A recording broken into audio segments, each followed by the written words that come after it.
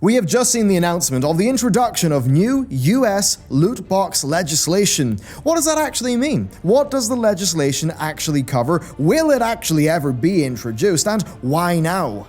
For ultimately, when politics gets involved, you can be damn sure that means there are more motives at play than just the core issues themselves.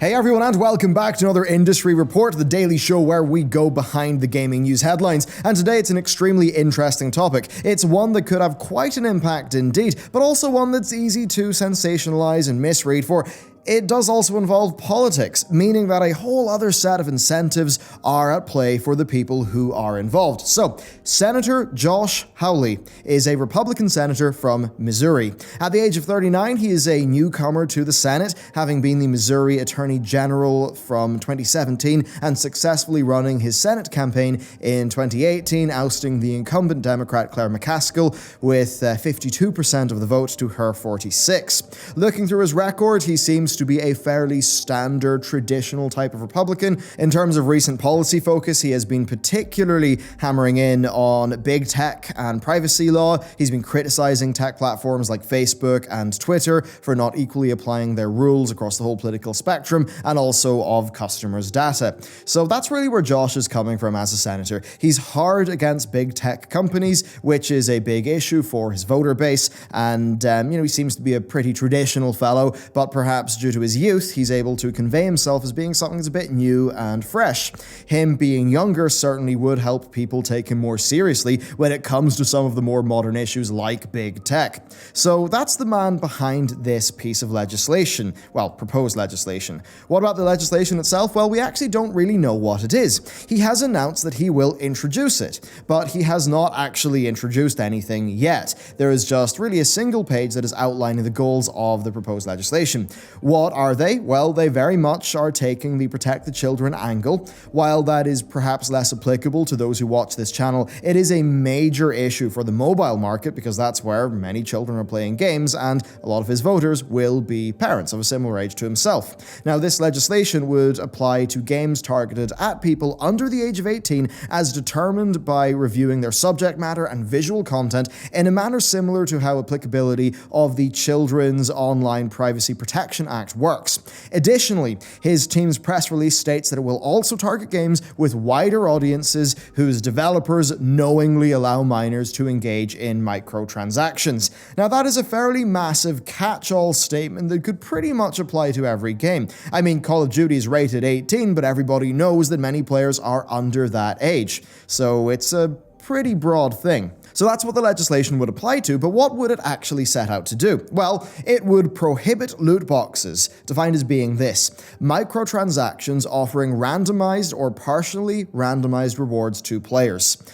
That's fairly massive. Now, it would also prohibit pay to win in two different ways. First, manipulation of a game's progression system, typically by building artificial difficulty or other barriers into game progression to induce players to spend money on microtransactions to advance through content supposedly available to them at no additional cost. So, sped up progression is basically a no. Then pay to win would also be prohibited, and that is defined as the manipulation of the competitive balance between players of multiplayer games by allowing players who purchase microtransactions a competitive advantage over other players.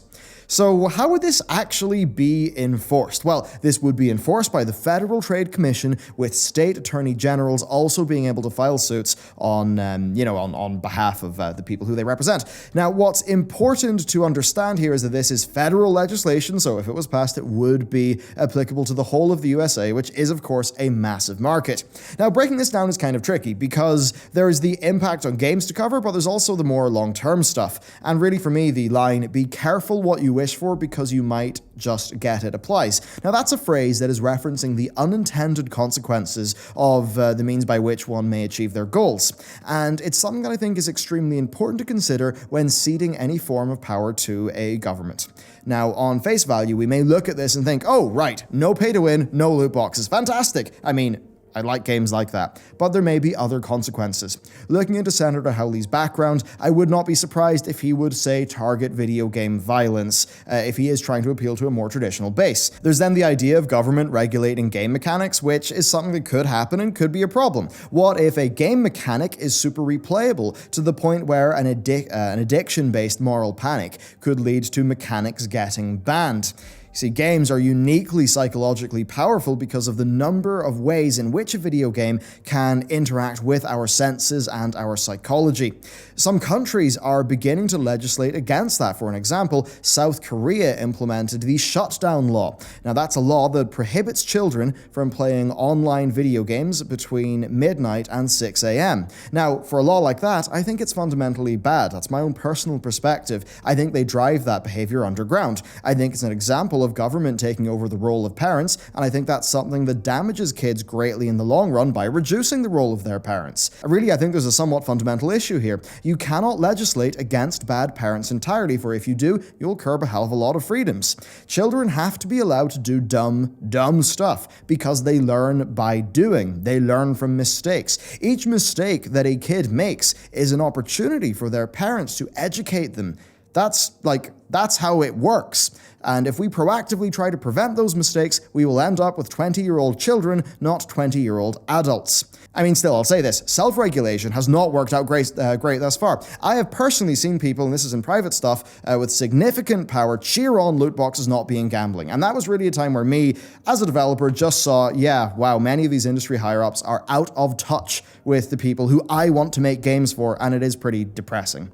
Indeed, I think by trying to push the boat too far, the industry will just end up getting itself heavily regulated. So yes, I am worried about overzealous regulation in the future. However, that said, I am also very against many of the modern freemium trends, especially in games that double dip, like Call of Duty Black Ops 4, which is a big problem. Now, this legislation, if passed, would be very far-reaching. It would impact many of the games that we play today. Of course, this would all depend on the actual wording of the law and then the implementation of that law, which is all a massive if, but let's roll based on what Senator Hawley's team published. Now, on the loot box front, it is super comprehensive. The definition of loot box used does not involve anything pay to win. It would also involve paid loot boxes that give players cosmetic items. And note that it says microtransactions as well, so that's only covering, that's just covering things that are part of a store. Now, Overwatch has a 16 rating. It has loot boxes, they would be targeted. Call of Duty Black Ops 4 is an 18 rated game, but you could very easily argue that many of its players are below that age. In fact, Black Ops 4 falls foul of many things here. Why? Well, because their definition of manipulation of a game's progression system is very broad. When most players talk about pay to win, what they are really talking about, I think, is, an advantage in a multiplayer game, like purchasing premium ammo in World of Tanks, or how Star Wars Battlefront 2 in its original plan would have had players be able to rapidly increase their multiplayer power by spending money. Well, Senator Hawley's legislation views pay to win as just accelerated progression, seemingly whether that is based on player power gains or not. It's just going through content. Now, this could have a massive impact. Battle passes? I actually think they may fall foul of this bit of legislation, and Fortnite certainly is a game that would appeal to under 18s. Now, whether unlocking the battle pass counts or not, it's kind of hard to say, but again, there are more examples, such as Call of Duty Black Ops 4. That game has black market tiers. They're essentially levels that you can progress through, kind of like a battle pass, but you can actually purchase those levels outright, which I believe would fall foul of this law. This would actually impact many other games as well. For an example, Assassin's Creed Odyssey. It had a highly criticized microtransaction, it was a macrotransaction really, that could give you a 50% boost to experience gains and then one for a currency that was similar. Players noticed that the game was balanced to be very grindy by default, but I can confirm from my own playing of that game that game felt a lot better paced with the boost. Very suspicious. Well, let's read the wording here. Manipulation of a game's progression system, typically by building artificial difficulty or other barriers into game progression to induce players to spend money to advance through content supposedly available to them at no extra cost. Now, while their big Candy Crush example of, just infinite lives for 24 hours and all that stuff is the main target, it definitely would impact a game like Assassin's Assassin's Creed Odyssey. We then have pay-to-win in games. Now, this is less of a thing now for the console and PC AAAs. The industry has generally learned that Western audiences just don't accept that, but it still is a concern, especially for mobile games. And I mean, sports games actually still have a big pay-to-win issue too. But I suppose what I'm trying to reference here is that thankfully the market was able to push back against things like Battlefront 2. But of course, consumer advocacy has clearly been less successful in the general realm of loot boxes. Now, this is not the only loot box related United States stuff, although the previous stuff was driven mostly by a Democrat, so it's very likely not sides working together. It's just it being a hot topic. Now, sure, this is popular amongst gamers, it's popular amongst us, but let's be real, voter attendance amongst the core age of this channel is very low. I think this is primarily targeted at parents, probably people in their, 30s to mid-40s, maybe 45, who have kids and most importantly have a friend network of parents. Now, amongst these groups, games with predatory microtransactions are going to be a big topic because they are the random charges they will have seen on their credit card. They are the things that they'll be, annoyed that their kids keep on pestering them about. And I think that's the real thrust of this proposed law. I think it's less about, Senator Hawley wants to make our video better, and I think it's far more about appealing to that particular voting demographic. There are loads of parents of a similar age to Senator Hawley who are not super tech aware. They feel like the digital lives of their kids are getting out of their control. They don't understand a lot of these things. That means the topics like monetization and big tech platforms will perform well in those demographics. And I very much think that this is just a trend we will see continuing into the future. Now, will this get through? What's going on? You know what? I actually doubt it'll get through because of the amount of money involved and what that'll mean for lobbying. FIFA Ultimate Team, I mean, that was like 40% of EA's live service revenue. Cutting that off would be a massive threat to the health of that company, so you can be damn sure they will fight as hard as they can against it, and at least from what I've seen, it seems pretty clear that in Washington, money is a very helpful thing indeed. Of course, it's not just Washington though. Various European Union countries are having a closer look. EA pulled FIFA Ultimate Team purchases out of Belgium.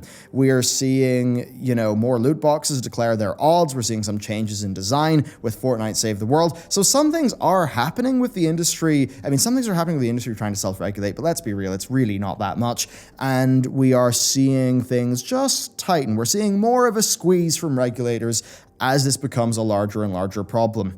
And I think for us, it's primarily driven by us not liking what these things do to the design of the games that we like to play. I do think for the legislators, though, it is more the parental angle. It's more the, why are credit card charges appearing from the Google Play Store, from my kid's phone? And sure, the was it the ESA? I think it was the ESA, issued their statement saying that there are ample parental controls and that many countries have said the loot boxes aren't gambling, and that mostly is sort of true. There are a lot of great parental controls. It's true that a lot of parents don't actually know about them, and as for a lot of the countries that have said that the loot boxes aren't gambling, a lot of that's just been because of things like not being able to cash out, even though when you look at psychological studies, a lot of those rewards games are playing into the same psychological ticks that gambling pretty much operates off. It's a very big developing area. For me, the ideal ground is just the industry self-regulates out of doing this. However, I don't have that much faith that that will happen. And definitely when I see just about any game that's touched by these things, I think these things make those games worse.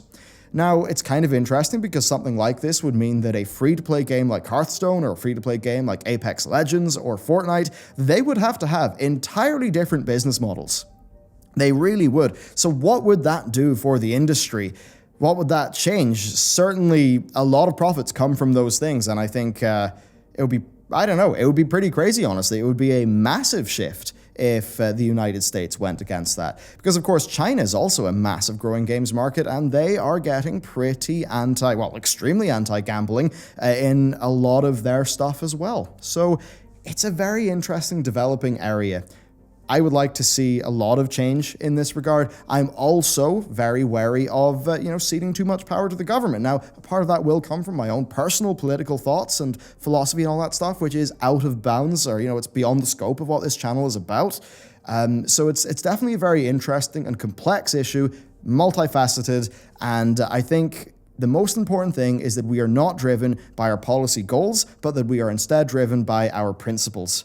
I think that's the most important thing here, and I think that really is the North Star when trying to navigate through these things. So, thank you very much for watching this video. I hope you enjoyed it. Please let me know what you think down below, and with that, I'll see you next time.